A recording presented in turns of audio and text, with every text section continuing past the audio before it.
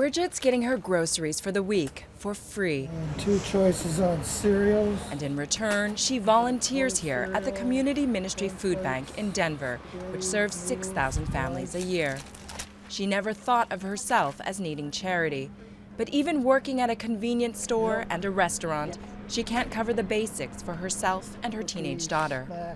I've actually always felt like I was doing okay. I always felt like I was okay. I took care of myself up until this last year, and it just got worse and worse and worse.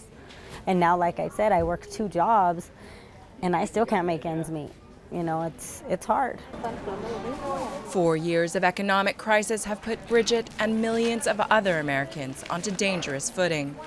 15% and 22% of all children now live under the poverty line. Those who can't get off the bottom rungs of the ladder, as well as those more used to giving donations than getting charity themselves. Every single year we are serving more families than we had before. We've had families that come in that, are used to 6-figure incomes. We have families that come in that struggle every single day to put food on their table. We have other families that come in and we only see them in the winter because in the summer they can get part-time work. So we serve the gamut, and they all experience the same kind of tragedy, the same kind of struggle to put enough food on the table. But the poor are practically invisible in America's election campaign.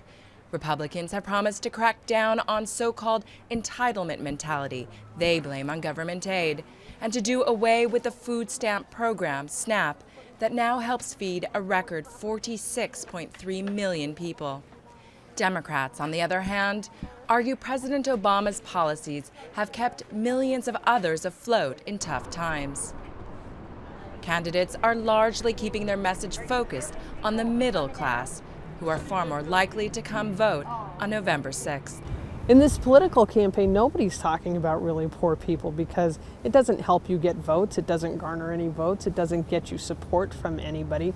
It's just one of those situations that we don't really want to acknowledge, because if you acknowledge it, then you have a responsibility to take care of it or do something or change the norm so that that doesn't exist. It's like a dirty little secret.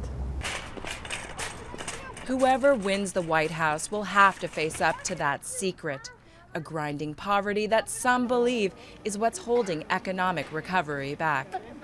Meanwhile, historic numbers of Americans are still unsure where they and their family will find their next meal.